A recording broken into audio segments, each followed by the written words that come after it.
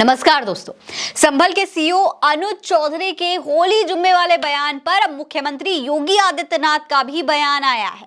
मुख्यमंत्री योगी आदित्यनाथ अनुज चौधरी के नफरती बयान का समर्थन करते हुए नजर आ रहे हैं। दोस्तों, संभल के सीईओ अनुज चौधरी ने कहा था कि भाई जुम्मा तो साल में 52 बार आता है, होली तो एक ही बार आती है, इसीलिए मुसलमानों को अगर होली के रंग से परेशानी है तो वो अपने घर में ही रहें।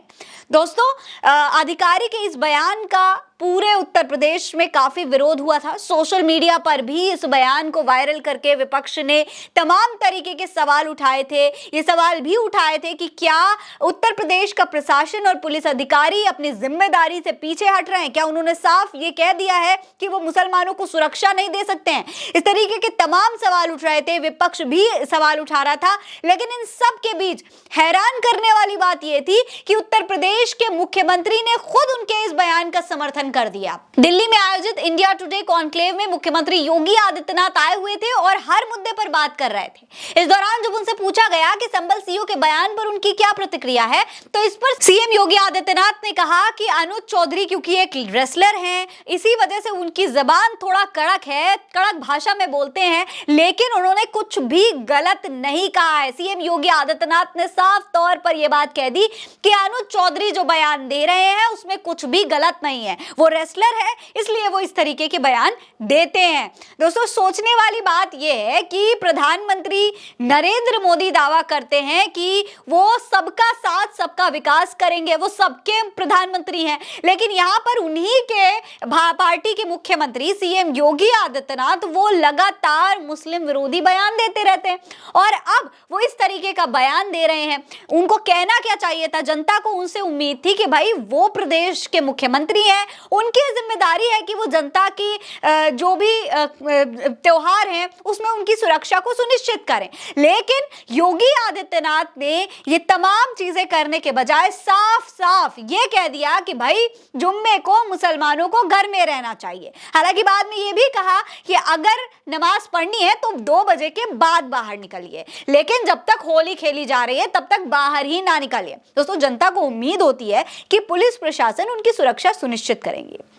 अगर साल में एक बार होली हो रही है तो जुम्मे की नमाज भी उतनी ही महत्वपूर्ण है। दोस्तों, ऐसे तमाम त्योहार आते हैं, मुसलमानों के भी त्योहार आते हैं, बकरा ईद होती है, ईद का त्योहार होता है, लेकिन कई बार ऐसे भी मौके देखे गए हैं कि भारतीय जनता पार्टी और भक्त मंडली ये कहती हुई नजर आती है कि भाई मुसलमान अपना त्योहार अपने घर के अंदर बनाए, नमाज पढ़नी है तो सड़कों पर मत पढ़े, घर के अंदर पढ़े। लेकिन क्या कोई मुस्लिम अधिकारी इस तरीके का बयान दे सकता है कि अगर आपको हमारे बकरा ईद से तकलीफ है तो आप अपने घर में ही रहिए, उस दिन बाहर ना निकलिए? नहीं कह सकता, कहना भी नहीं चाहिए और बिल्कुल हिम्मत भी नहीं होनी चाहिए। लेकिन जब मुख्यमंत्री इस तरीके के नफरती बयान देते हैं तो सवाल उठना लाजमी है। अब दोस्तों, सोशल मीडिया पर मुख्यमंत्री योगी आदित्यनाथ के इस बयान का काफी विरोध हो रहा है। लोगों की तरफ से इस पर रिएक्शन भी आ रहे हैं। मुख्यमंत्री योगी आदित्यनाथ ने अपने बयान को खुद अपने ट्विटर हैंडल से शेयर करके इसकी पुष्टि भी कर दी है। साफ साफ कह दिया है कि संभल के सीईओ ने जो कहा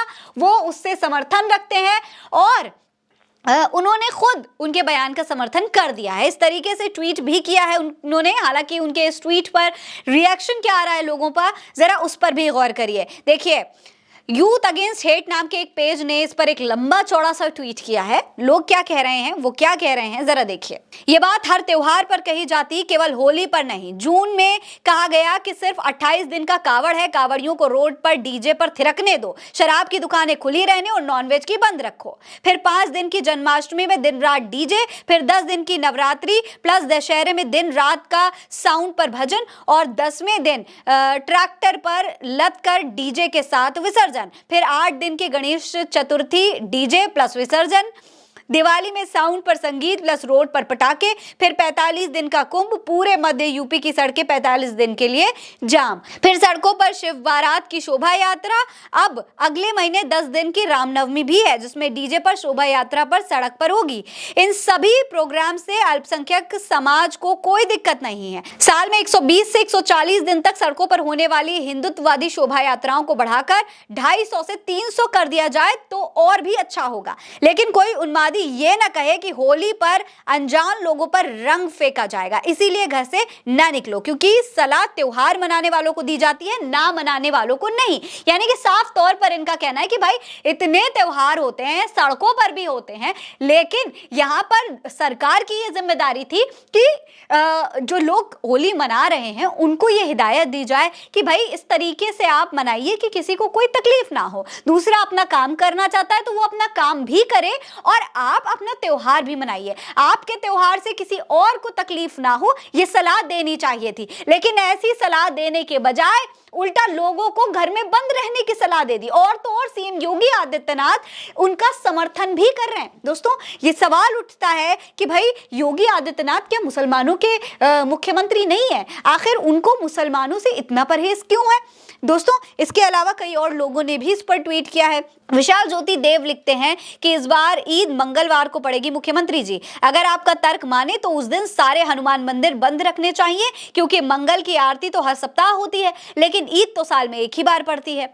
इसके अलावा इंडियन लवर नाम के एक पेज ने योगी आदित्यनाथ के ट्वीट पर रिप्लाई करते हुए लिखा है, वही तो जुम्मे की नमाज हर हफ्ता होती है, होली साल में एक बार आती है, तो फिर इस बार रहने दो ना। अगर होली मनानी है तो अपने घर में मनाओ, ऐसा तो जरूरी नहीं है कि होली रोड पर ही मनाया जाए। अपना त्योहार अपने तक रखो, जबरदस्ती दूसरों पर मत थोपो। योगी जी, क्रूर औरंगजेब ना बनो। अब दोस्तों, इस तरीके के तमाम लोग हैं, तमाम लोग अपनी अपनी विचार बता रहे हैं, लेकिन यहां पर बड़ा सवाल यह है, बड़ी बात और सोचने वाली बात यह है कि एक मुख्यमंत्री के तौर पर सीएम योगी आदित्यनाथ को यह सुनिश्चित कराना चाहिए था, सीओ को, संभल के सीओ को यह सुनिश्चित कराना चाहिए था कि भाई जो भी संभल के हालात है उसे देखते हुए कड़ी से कड़ी सुरक्षा व्यवस्था दी जाए, कड़ी से कड़े नियम बनाए जाए। साथ ही साथ तमाम लोगों को यह हिदायत दी जाए कि भाई किसी भी त्योहार से किसी दूसरे को तकलीफ ना हो। कोई भी त्योहार हो, चाहे होली हो, चाहे ईद हो, चाहे जुमे की नमाज पढ़ने क्यों ना जा रहे हो,